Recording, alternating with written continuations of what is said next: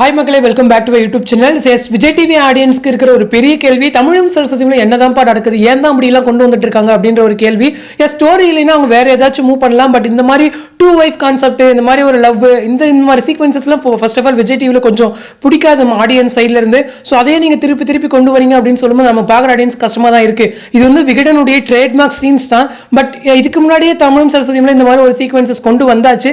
ஏன் அகைன் கொண்டு வராங்க அப்படின்னு சொல்லி எனக்குமே தெரியல. இந்த மேக்னா கேரக்டர் வந்ததுலேருந்து டிஆர்பி வைஸும் சரி, ஆன்லைனில் கிடைக்கிற ரீச்சஸ் வச்சு பார்க்கும்போதும் சரி, கண்டிப்பாக தமிழும் சரஸ்வதிக்கும் ஒரு பெரிய டவுன் தான். ஏன்னா ஹாட் ஸ்டார்லையுமே அவங்களுடைய பொசிஷன் இழந்துட்டாங்க. தொடர்ந்து ஃபர்ஸ்ட் பொசிஷனில் தான் இருப்பாங்க. ஸோ இப்போ வந்து தேர்ட் அண்ட் ஃபோர்த் அந்த மாதிரி பொசிஷனுக்கு போயாச்சு. எப்பவுமே யூடியூப்ல நல்ல ஒரு ரீச் கிடைக்கும். இப்போ யூடியூப் ப்ரோமோஸ் கீழே பார்த்தாலே தமிழும் சரஸ்வதிக்கும் அவ்வளோ ஒரு நெகட்டிவ் கமெண்ட்ஸ் வந்து கிடைக்குது. ஸோ ஏன் வந்து இப்படி பண்ணுறாங்கன்னு தெரியல. என்ன கேட்டிங்க அப்படின்னா, சீக்கிரம் வந்து அந்த மேக்னா கேரக்டர் வந்து ஒன்று என் பண்ணிடணும், இல்லைன்னா வந்து பாசிட்டிவாக டேர்ன் பண்ணிட்டு தமிழ் அண்ட் சரஸ்வதியை வச்சு கொஞ்சம் மூவ் பண்ணிக்கலாம். ஆல்ரெடி அர்ஜுன் வில்லன் இருக்காரு. ஸோ அவரை மட்டுமே வச்சு ஒரு ஸ்ட்ராங்கான வில்லனோட ஸ்டோரி மூவ் பண்ணியிருந்தாங்கன்னா கூட இன்னும் ஒரு 1 இயருக்கு கண்டிப்பாக ஸ்டோரி வந்து இருந்திருக்கும். ஸோ அவருடைய கேரக்டர் இன்னும் ஒரு 2 months வச்சிருந்துட்டு அதுக்கப்புறம் சரஸுடைய ஃபேமிலி வந்து ஸ்டோரி வந்து கொஞ்சம் கொஞ்சமாக மூவ் பண்ணலாம். ஸோ ஏன்னா அவங்க ஒரு தம்பி தங்கச்சி இருக்காங்க. ஸோ அவங்களுடைய லவ் ட்ராக்ஸ் இருக்கு, அவங்களுடைய கல்யாணம் இருக்கு. அதே போல இங்கே வந்துட்டு சந்திரகலாவுடைய ஃபேமிலியை அப்படியே மிஸ் பண்ணிட்டாங்க. ஸோ அங்கே அவங்களுடைய சன் கேரக்டர் வேற இருக்கு. ஸோ இந்த மாதிரி நிறைய கேரக்டர்ஸ் வந்து மிஸ் பண்ணிட்டாங்களோ அப்படின்னு தோணுது. ஸோ இந்த கேரக்டர்ஸ்லாம் கொஞ்சம் கொஞ்சமாக எடுத்துட்டு வந்து சீரியல் இன்னும் கொஞ்சம் பாசிட்டிவாக மூவ் பண்ணலாம். ஏன்னா 6 o'clock இப்போதைக்கு தமிழும் சரஸ்வதியும் விட்டா வேற எந்த ஒரு சீரியலுமே சஸ்டெயின் பண்ண முடியாது.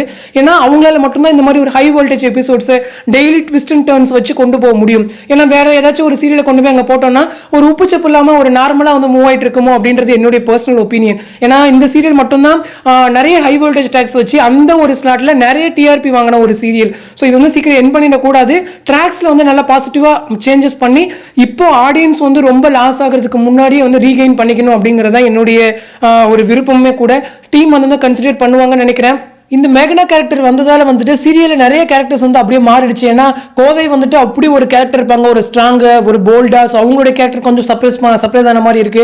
அதே போல் வந்துட்டு நம்ம வசு கேரக்டர், ஸோ அவங்க தர்ஷனா இருக்காங்களே, ஸோ அவங்க இருக்கும் போது அந்த கேரக்டர் ரொம்ப போல்டா ஒரு மாதிரி ஸ்ட்ரைட் ஃபார்வர்டாக பேசுகிற மாதிரி இருக்கும். இப்போலாம் அந்த கேரக்டருமே கொஞ்சம் சர்ப்ரைஸ் ஆயிடுச்சு. ஸோ இந்த மாதிரி எக்ஸ்ட்ரா கேரக்டர்ஸ் ஆட் ஆகிறதால ஓல்டு கேரக்டர்ஸுடைய கேரக்டரைசேஷன் வந்து கொஞ்சம் மிஸ் ஆகுது அப்படின்னு சொல்லி எனக்குமே பர்சனலாக ஃபீல் ஆகுது. ஸோ அந்த கேரக்டர்ஸ்லாம் திருப்பி கொண்டு வரணும். ஒரு நார்மலாக ஒரு டிஎஸ் வந்து கொண்டு வந்தால் மட்டும்தான் இன்னும் நல்ல ஒரு டிஆர்பி அந்த ஒரு பர்டிகுலர் டைமிங்ல வந்து கிடைக்கும். ஏன்னா அது வந்து ஒரு prime time, peak prime time கிடையாது. நீங்க எந்த மாதிரி ஸ்டோரி போட்டாலும் ஆடியன்ஸ் பார்த்துட மாட்டாங்க.